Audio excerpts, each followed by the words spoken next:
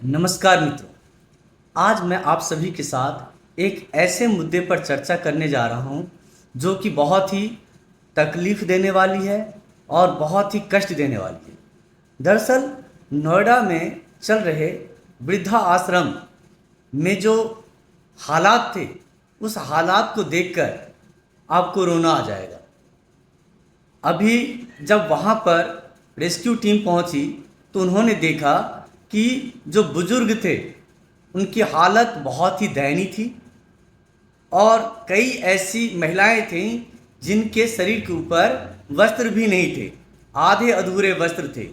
यहाँ तक कि एक बुजुर्ग पुरुष जिनसे पूछा गया कि आपके कपड़े कहाँ हैं, तो उन्होंने कहा कि ये जो मेरे शरीर पर जो ये कपड़े हैं यही मेरे पास हैं। सो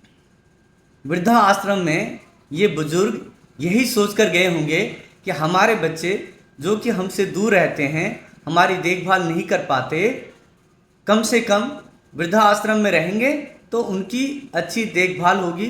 लेकिन वहाँ पर भी जो एनजीओ जो ये ट्रस्ट चला रहे हैं, जो कि एक एक व्यक्ति एक एक बुजुर्ग की देखभाल के लिए लाखों रुपये डोनेशन में लेते हैं, उनके द्वारा जिस तरह की व्यवस्था की गई थी वो अत्यंत ही शर्मनाक थी। यहाँ जब वहाँ रेस्क्यू टीम पहुँची तो देखा उन्होंने कि कई बुजुर्ग ऐसे थे जो मल मूत्र में सने हुए थे और उनको कोई चेंज करने वाला नहीं था, कोई बदलने वाला नहीं था। तो इन चीज़ों को देखकर एक बात तो ज़रूर समझ में आती है कि अगर आपका बच्चा 2 रुपया कम कमाता है, भले ही बहुत अमीर नहीं है, भले ही उसके पास बहुत बड़ी गाड़ी नहीं है, लेकिन वो अगर आपके साथ समय बिता रहा है, अगर आपके बच्चे, आपके की बहू, आपके पोते पोतियाँ आपके साथ हैं, आपकी देखभाल हो रही है, तो निश्चित रूप से आप भाग्यशाली हैं। साथ ही मैं उन नौजवानों से भी कहना चाहूँगा जिन्होंने पैसे कमाने के लिए रोज़गार की तलाश में निकल तो गए बहुत दूर, लेकिन कहीं ना कहीं वे अपने माता पिता को भूल गए हैं।